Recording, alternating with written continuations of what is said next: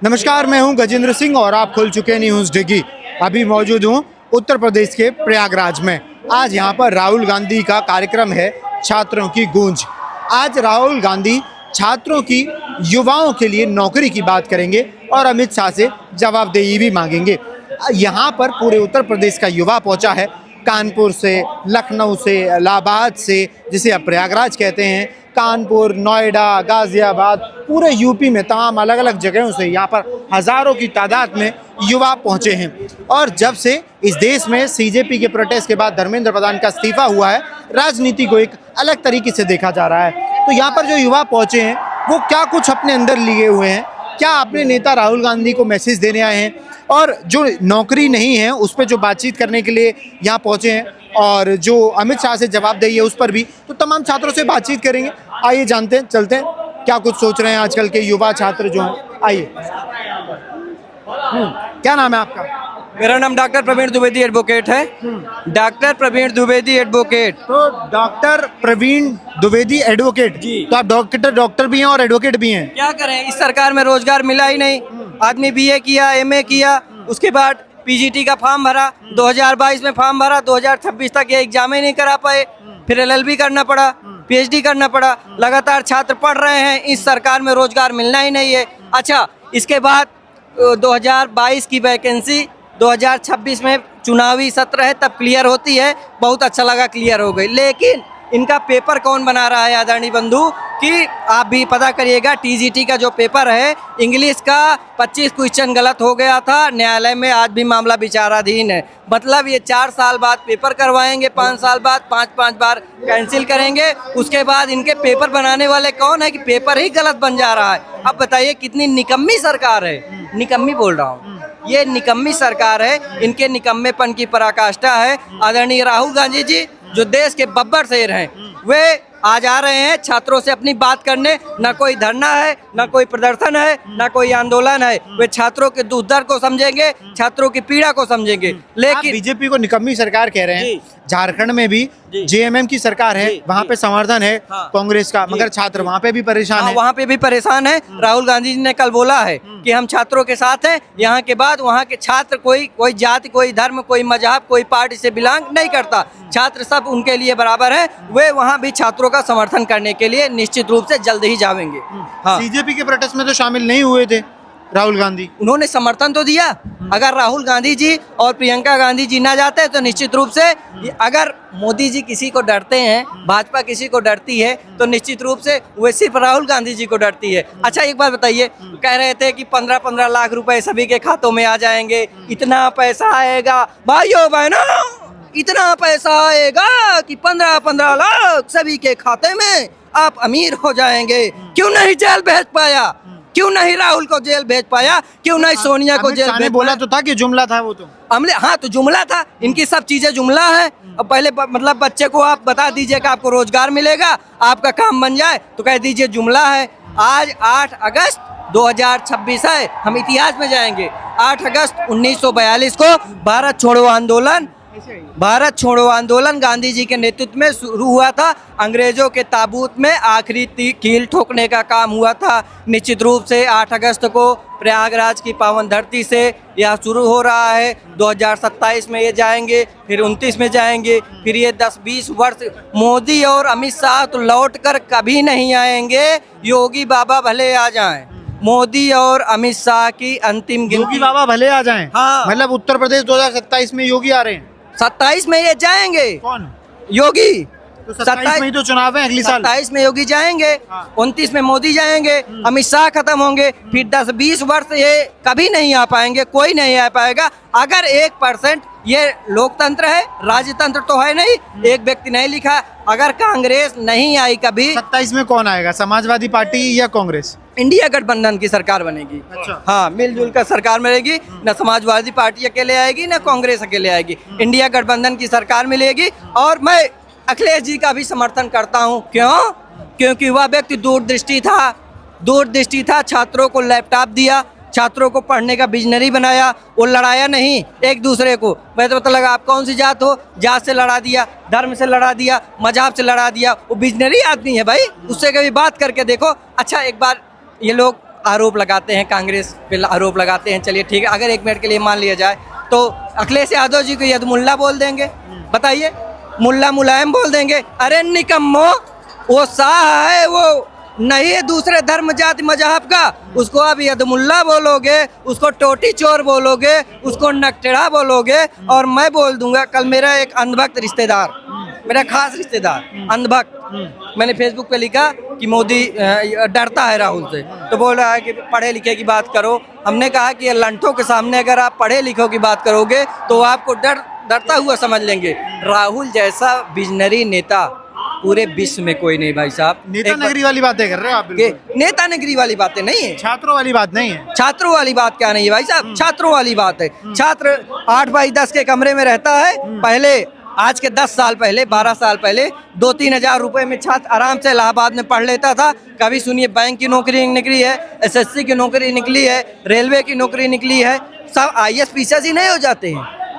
छोटी छोटी नौकरियों में लोग सिलेक्ट हो जाते थे। आज पता लगा प्राइवेटाइजेशन कर रहे हैं, आउटसोर्सिंग कर दे रहे हैं, उसके बाद वैकेंसी क्लियर ही नहीं हो रही है, इनकी खुद ही की वैकेंसी बेची जा रही है। पता लगा आउटसोर्सिंग में 4 लाख रुपए दे दीजिए। ठीक, मतलब निश्चित रूप से सिर्फ ये लड़ाने का काम करते हैं भाई साहब। मैं यहाँ किसी पार्टी का पक्ष रखने नहीं आया हूँ। मैं एक, आप कांग्रेसी नहीं है? हाँ, कांग्रेसी नहीं है, मैं कांग्रेसी हूँ, मैं जन्मजात कांग्रेसी हूँ। फिर तो पार्टी का पक्ष रखने आए हैं आप। मैं कांग्रेसी हूँ, जन्मजात कांग्रेसी हूँ। क्यों? क्योंकि इन अंग्रेजों की बेड़ियों से, गुलामियों से आज़ादी हमको किसने दिलाया? कांग्रेस ने दिलाया। भाजपा, कांग्रेस 1885 में। भगत सिंह कांग्रेसी नहीं थे? हाँ? भगत सिंह कांग्रेसी नहीं थे? तो भगत सिंह कांग्रेसी, तमाम फ्रीडम फाइटर्स ने भी दिलाई, सिर्फ कांग्रेस का हाथ नहीं था। नहीं, सिर्फ कांग्रेस का हाथ नहीं था। अकेला व्यक्ति चना भाड़ नहीं फोड़ता है, निश्चित रूप से, लेकिन कांग्रेस का बहुत अधिकतम योगदान उसमें रहा। ये बात कहिए। हाँ, कांग्रेस का अधिकतम योगदान रहा, तो जिसका अधिकतम योगदान रहा मैं उसके साथ हूँ।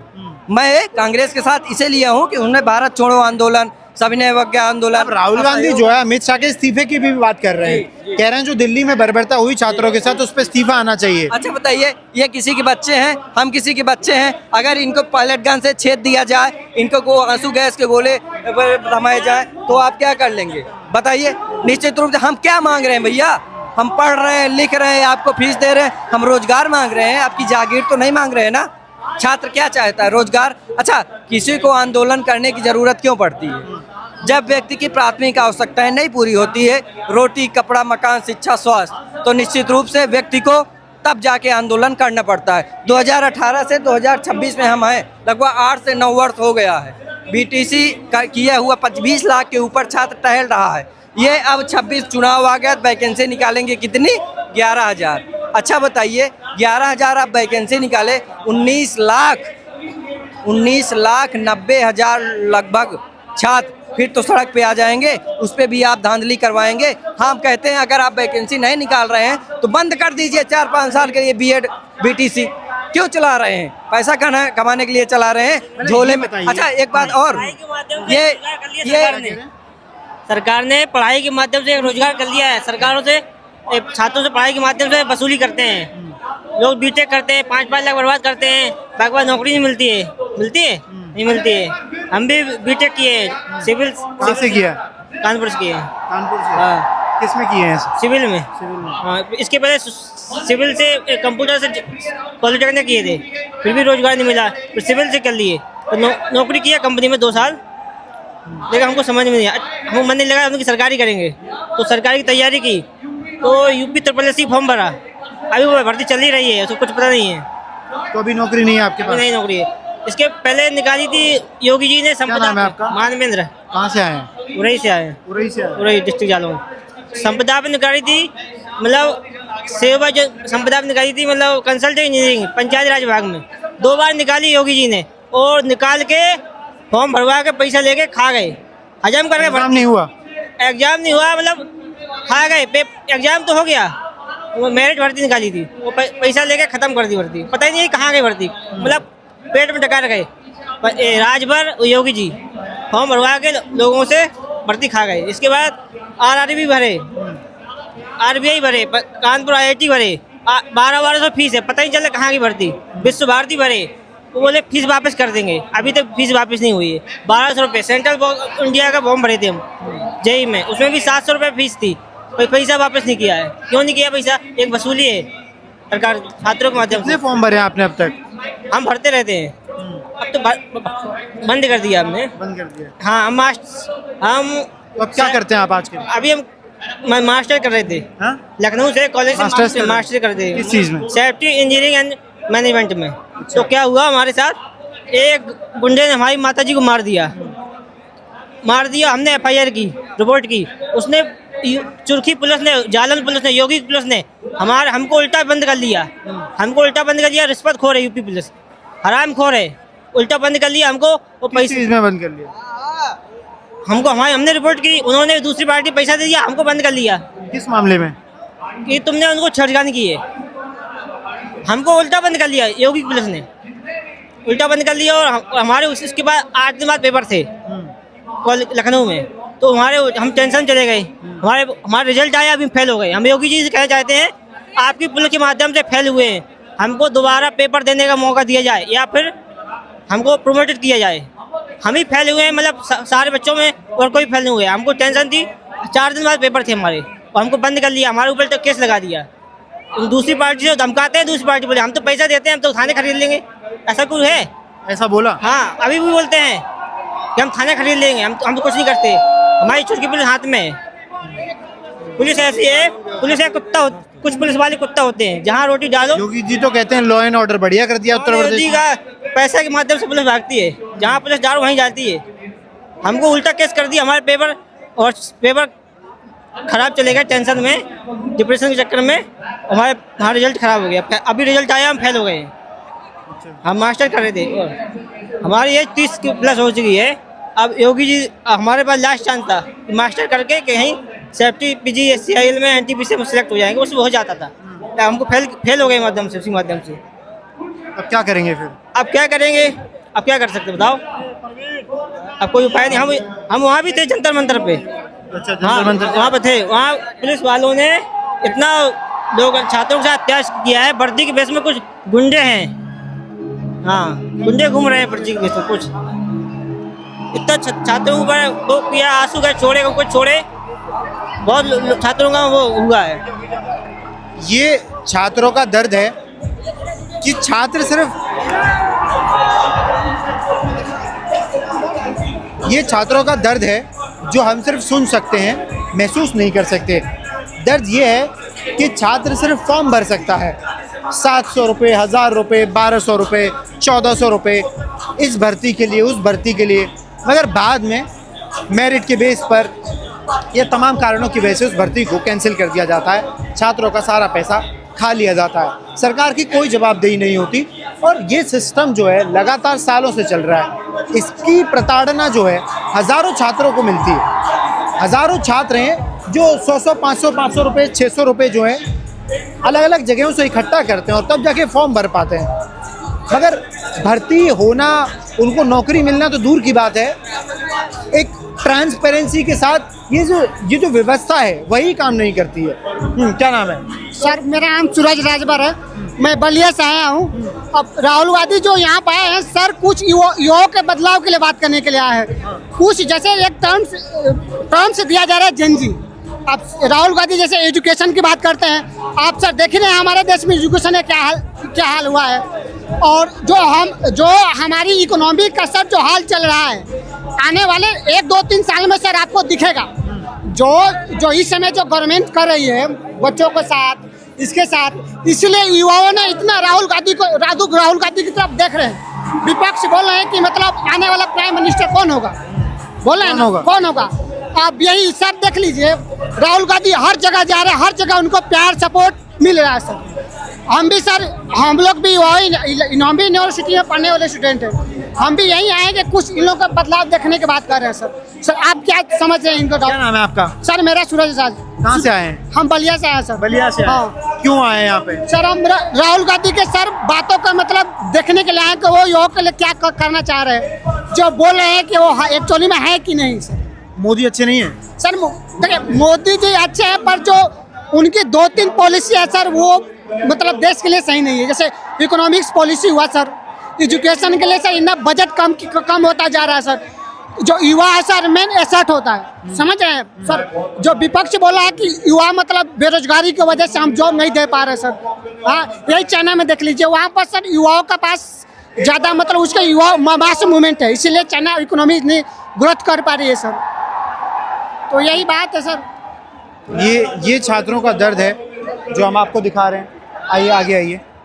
और यहाँ पूरे उत्तर प्रदेश से युवा पहुँचे हैं और आप देख सकते हैं कि एक बार पूरा दिखाइए ऊपर करके, कितनी बड़ी तादाद में यहाँ पर अभी जो लोग मौजूद हैं, छात्र मौजूद हैं। मैं आपको दिखा रहा हूँ, ये केपी ग्राउंड है प्रयागराज का, जहाँ पर हज़ारों लोग अभी मौजूद हैं। आप देख सकते हैं यहाँ कितनी बड़ी तादाद में लोग मौजूद हैं। देखिए तिरंगा झंडा, और ये वो भीड़ नहीं है जो पैसे लाके यहाँ इकट्ठी कर दी गई है। ये युवा हैं जो पूरे देश से पहुँचे हैं, अपने हक की लड़ाई के लिए पहुँचे हैं।